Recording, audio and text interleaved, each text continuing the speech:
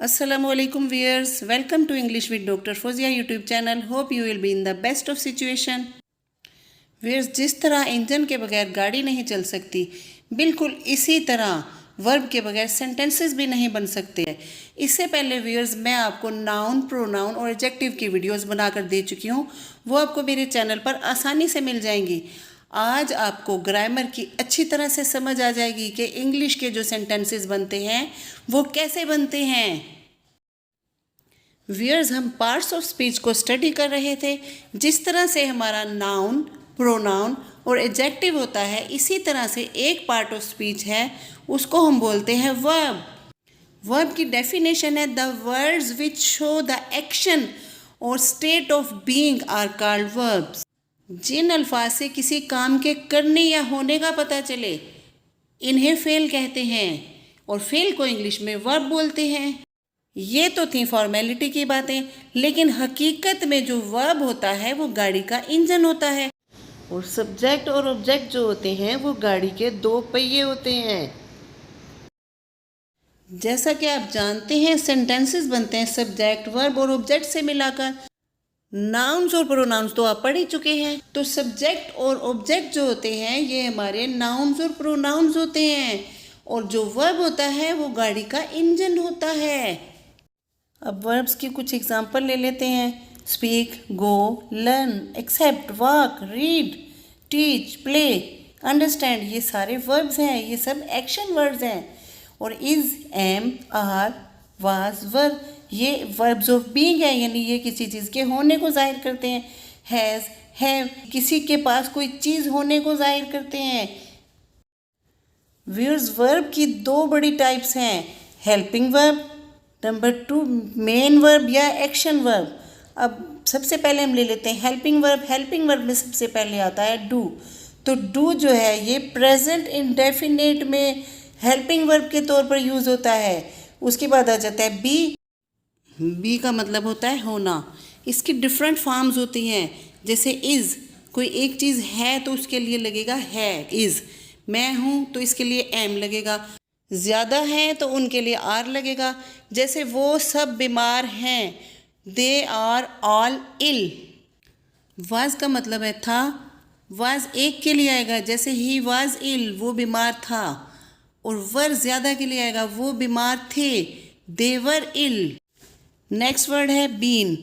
Been जो है is, M, are की थर्ड फॉर्म है और ये परफेक्ट कंटिन्यूस टेंस में यूज़ होता है।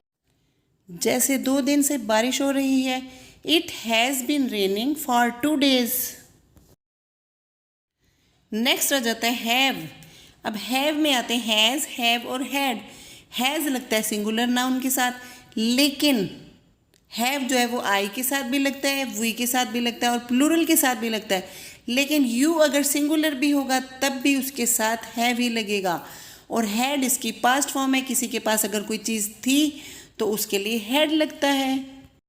अब चलते हैं मॉडल्स की तरफ। मॉडल्स, जिनको आप मोडाल्स भी बोलते हो, ये एक्चुअली मॉडल्स होते हैं और ये सपोर्टिंग वर्ब्स होते हैं, यानी ये हेल्प करते हैं, मेन वर्ब को सपोर्ट करते हैं। ये एक्शन वर्ड्स नहीं होते। जैसे मैं ये काम कर सकती हूँ, आई कैन डू इट। अब यहाँ पर जो कैन है, डू मेन वर्ब को सपोर्ट कर रहा है। हमें मेहनत करनी चाहिए, वी शुड वर्क हार्ड। अब यहाँ पर जो शुड है वर्क को सपोर्ट कर रहा है, वर्क मेन वर्ब है। व्यूअर्स, मेन वर्ब की इतनी आसान सी पहचान यह है कि उर्दू में जो लफ्ज़ होता है उसके आखिर में नून अलिफ ना आता है। जैसे उठना, बैठना, सोना, जागना, खाना पीना, दौड़ना, नहाना, हंसना, पढ़ना, पढ़ाना, लिखना वगैरह वगैरह। अब मैं आपको कुछ एग्जांपल्स के साथ समझा देती हूँ। सफ़ा इज़ गोइंग टू लाहौर। अब ये इस सेंटेंस में इज़ हमारा हेल्पिंग वर्ब है और गोइंग जो है वो मेन वर्ब है। अब नेक्स्ट है सफ़ा went to Lahore.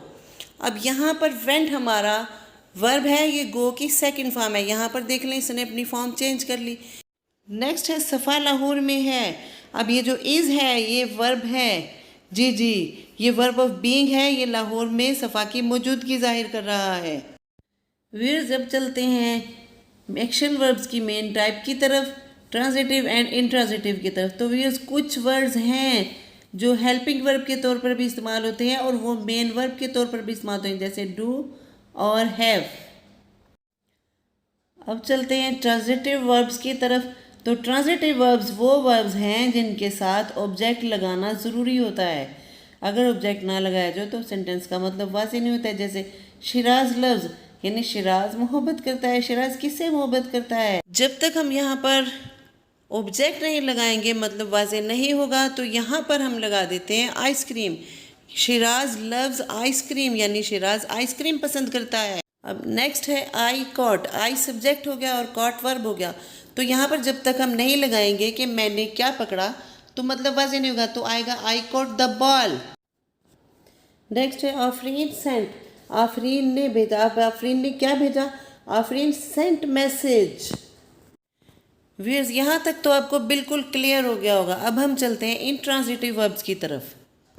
Intransitive verbs वो वर्ब्स होते हैं जिनके साथ सेंटेंस बनाने के लिए ऑब्जेक्ट की ज़रूरत नहीं होती। मिसाल के तौर पर दे जंप्ड, उन्होंने छलांग लगाई। अब कहाँ छलांग लगाई ये मेंशन करना ज़रूरी नहीं है, यानी हमें मीनिंग समझ आ रहा है, ये मुकम्मल सेंटेंस है। द थीफ रैन, अब यहाँ पर चोर भागा। अब चोर कहाँ भागा, कब भागा, क्यों भागा, ये मेंशन करना ज़रूरी नहीं, हमें मीनिंग क्लियर हो रहा है। नेक्स्ट है अ लाइट वाज शाइनिंग, इसमें भी ऑब्जेक्ट की ज़रूरत नहीं है। अब कुछ वर्ब्स ऐसे हैं जो इंट्रांजिटिव में होते हैं लेकिन वो ट्रांजिटिव भी कहलाए जा सकते हैं, जैसे बर्ड्स फ्लाई। अब यहाँ पर फ्लाई वर्ब यूज़ हुआ है, तो अब यहाँ पर नेक्स्ट आ गया ही फ्लाइज काइट्स, यानी फ्लाई वर्ब जो है इंट्रांजिटिव भी यूज़ हो गया और ट्रांजिटिव भी यूज़ हो गया। दो वर्ब्स ऐसे हैं जो हमेशा इंट्रांजिटिव ही रहते हैं, अराइव और डाई। अब आज का सवाल देख लेते हैं। इंग्लिश जुमलों में इंजन का काम कौन सा पार्ट ऑफ स्पीच करता है, नाउन, प्रोनाउन, वर्ब या एडजेक्टिव? कमेंट बॉक्स में इस क्वेश्चन का जवाब ज़रूर दीजिएगा। व्यूअर्स, आज के लिए इतना ही काफ़ी है। अपने नेक्स्ट लेक्चर में वर्ब को मज़ीद एक्सप्लेन करेंगे इंशाल्लाह। उम्मीद है कि आपको अच्छी तरह से यहाँ तक समझ आ गई होगी। बेहतर समझने के लिए वीडियो को बार बार रिपीट करके देखिए, और अगर आपको वीडियो पसंद आए तो काइंडली वीडियो को लाइक कीजिए, कमेंट कीजिए, शेयर कीजिए, और अगर आप चैनल पर नए हैं तो चैनल को सब्सक्राइब कीजिए, बेल आइकॉन प्रेस कीजिए, ऑल पर क्लिक कीजिए। इससे मेरी हर आने वाली वीडियो का नोटिफिकेशन सबसे पहले आपको पहुंच जाएगा। दुआओं में याद रखिएगा। अस्सलामु अलैकुम, अल्लाह हाफिज़।